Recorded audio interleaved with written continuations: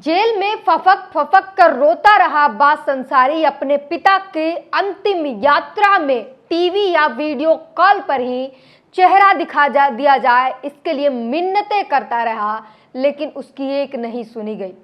वहीं इसी देश की बात कर ले जहां एक कानून सबके लिए कही जाती है, वहीं पर राम रहीम एक गुंडा, एक बलात्कारी, एक क्रिमिनल को बार बार पैरोल दे दिया जाता है। कभी 40 दिन तो कभी 50 दिन तो कभी 1 महीने तो कभी 21 दिन की, और वो 2 साल में 6 महीने से ज्यादा दिन तो वो बाहर मजे मार रहा होता है। उसे सेलिब्रिटी ट्रीटमेंट दी जाती है और वो खूब मजे में घूम रहा होता है। ये एक ही देश है, एक ही कानून है। नमस्कार, मैं ब्यूटी गिरी और आप देख रहे हैं नेशनल दस्तक। बीते दिनों खबर आई कि मुख्तार अंसारी की तबीयत बिगड़ी जेल में और उसके बाद उन्हें हॉस्पिटल ले जाया गया, जहां इलाज के दौरान उनकी मौत हो गई। डॉक्टर ने बताया कि कार्डियक अरेस्ट के कारण उनकी मौत हुई है। उसके बाद सोशल मीडिया पर जो कुछ चीजें आई वो सब आपने देखा। किसी ने उनको मसीहा बताया तो किसी ने खूब जश्न भी मनाए, लेकिन इन सब के बावजूद सबसे पहला सवाल तो ये भी रहा कि आखिर वो जश्न मनाने वाले लोग हैं कौन, किस मानसिकता के लोग हैं। किसी की मृत्यु पर जश्न मनाना इंसानियत को शर्मसार कर देने वाली बात है, और उससे भी ज्यादा शर्मसार कर देने वाली बात है हमारे देश की न्याय व्यवस्था, जहां पर एक बेटे को उसके पिता के अंतिम यात्रा में शामिल होने तक की परमिशन नहीं दी जाती है कोर्ट से। वहीं एक बलात्कारी, हत्यारा, मर्डरर, अत्याचारी, उसे बार बार पैरोल दे दिया जाता है, उसे सेलिब्रिटी ट्रीटमेंट दी जाती है। वो पुलिस की सुरक्षा के बीच पुलिस की गाड़ियों में वो प्रवचन देता है, और इस तरीके की ट्रीटमेंट एक हत्यारा, बलात्कारी के साथ दिया जाता है। लेकिन एक बेटे को अंतिम यात्रा में शामिल होने के लिए इनफैक्ट वो बेटा फफक फफक कर रात भर जेल में बंद रहा और रोता रहा। वो मिन्नतें करता रहा कि कम से कम मुझे वीडियो कॉल पर, टीवी पर कुछ तो एक आखिरी बार उनका चेहरा दिखा दो, लेकिन किसी ने उसकी आवाज नहीं सुनी।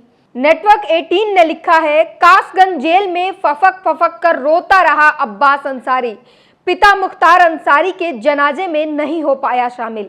कासगंज जेल में बंद अब्बास अंसारी पूरी रात फफक फफक कर रोता रहा। अपने पिता मुख्तार अंसारी के जनाजे में शामिल होने के लिए अब्बास अंसारी तरसता रहा। अब वह कासगंज कारागार में ही टीवी या वीडियो कॉल पर ही अपने पिता का चेहरा देखने के लिए मिन्नतें करता रहा, लेकिन उसकी एक नहीं सुनी गई, और ये है कानून व्यवस्था। आपको बता दें कि जस्टिस गोपाल ने तो इस अर्जी को सुनने से भी इनकार कर दिया, और आखिरकार हुआ वही जो चाहा जा रहा था। और सबसे बड़ी बात ये भी है कि जो बीजेपी इन्हें मुख्तार अंसारी को लगातार माफिया, गुंडा और तमाम चीज़ें बता रही है, बता दें कि जो एनडीए गठबंधन है जिसके लीडिंग रोल में बीजेपी आपको नजर आती है, उसी एनडीए गठबंधन के अंदर अब्बास अंसारी विधायक हैं। वो उत्तर प्रदेश में सुहेल देव भारतीय समाज पार्टी के विधायक हैं, जो एनडीए गठबंधन में शामिल है, उत्तर प्रदेश में एनडीए गठबंधन में है। और इसी सिलसिले में अगर आपको एक बता दें तो कल के डिबेट शो में, इंडिया टीवी का डिबेट शो रहा, जहां पर कंचना यादव आरजेडी प्रवक्ता ने एंकर को घेर लिया। एंकर कहता है कि मारे जाने के बाद, एंकर ने कहा कि ये दुख की बात है कि एक माफिया के मारे जाने के बाद कर्फ्यू लगाना पड़ रहा है और इतनी बड़ी संख्या में लोग उनके लिए इकट्ठा होते हैं, जिस पर कंचना यादव ने एंकर को घेर लिया। और क्या कुछ कहती हैं जरा सुनिए। कल एंकर महोदय बोलते बोलते यह बोल गए कि मुख्तार अंसारी के मारे जाने के बाद। मैंने पूछा कि मारे जाने के बाद या मर जाने के बाद। इसका मतलब आपको पता है कि वो मरे नहीं, मारे गए हैं। और लगातार जो सवालिया निशान उठ रहे हैं मुख्तार अंसारी के, क्योंकि उन्होंने पत्र में और अब जो उनके बेटे के साथ जो बातचीत का ऑडियो वायरल हो रहा है, उसमें भी वो बताते हैं कि मैं बार बार बेहोश हो जाता हूँ, मिलने की हालत में नहीं हूँ। और वो हर बार यही कह रहे थे कि उनकी मौत का खतरा मंडरा रहा है। और इसी पर कंचना यादव ने एंकर को घेर लिया और उनकी क्लास लगा दी है लाइव डिबेट शो में। अब बात कर ले गाजीपुर की, जो है उनके पैतृक आवास पर जब शो पहुंचा, वहां पर कवरेज के लिए जो मीडिया पहुंची तो वहां पर नारे लगे, गोदी मीडिया गो बैक, गोदी मीडिया मुर्दाबाद के नारे लगे। और ये बेहद दुखद बात है कि चंद मीडिया संस्थानों की वजह से आज पूरी मीडिया इंडस्ट्री से भरोसा लोगों का खत्म हो चुका है। पूरी मीडिया बदनाम हो चुकी है क्योंकि इन लोगों ने नफरत फैलाए हैं, जनता के दिमाग में घोल दिया है नफरत, जिसके कारण अब जनता ये भी समझ रही है कि किस तरीके का एजेंडा चलता है। और इसके वजह से आज मीडिया का सम्मान खत्म हो चुका है और मीडिया गो बैक, मीडिया मुर्दाबाद के नारे लगाए जाते हैं। क्या कुछ ट्विटर पर लोग लिख रहे हैं वो भी जानिए।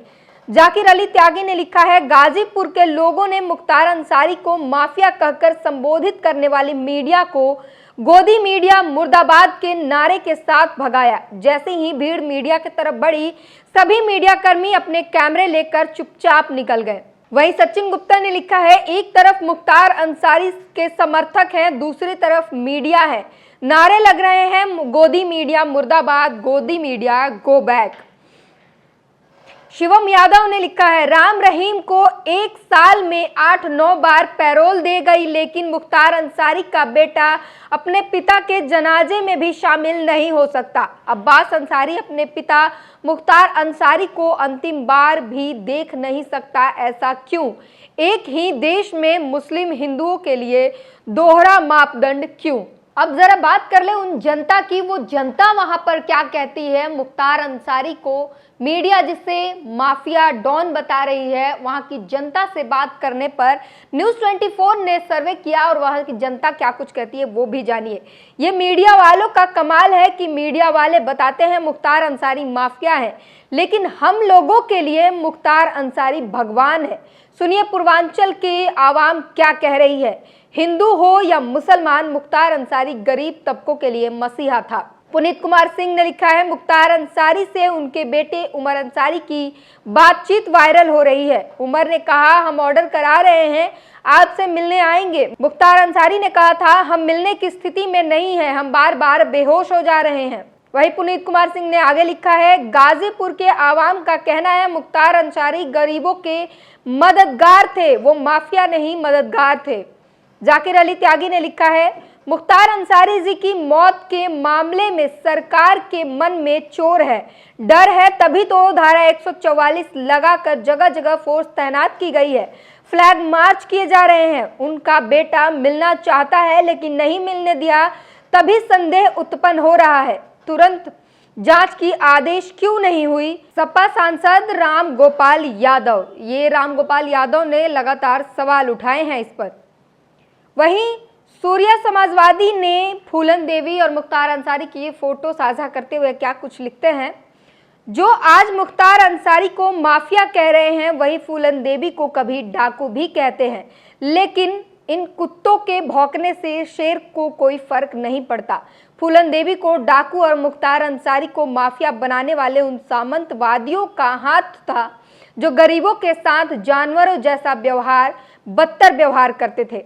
मुख्तार अंसारी और फूलन देवी की बस इतनी गलती है कि उन्होंने सामंतवादियों को उन्हीं की भाषा में जवाब दिया। इसीलिए सामंतवादी चाहे कुछ भी कहें, लेकिन मुख्तार अंसारी गरीबों के मसीहा थे और रहेंगे।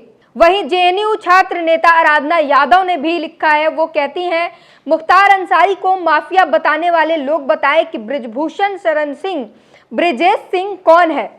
इन लोगों को क्यों बख्शा जा रहा है? सारे हमले अल्पसंख्यकों पर ही क्यों होते हैं? सॉफ्ट टारगेट हमेशा पिछड़े, शोषित, वंचित समाज के लोग ही क्यों होते हैं?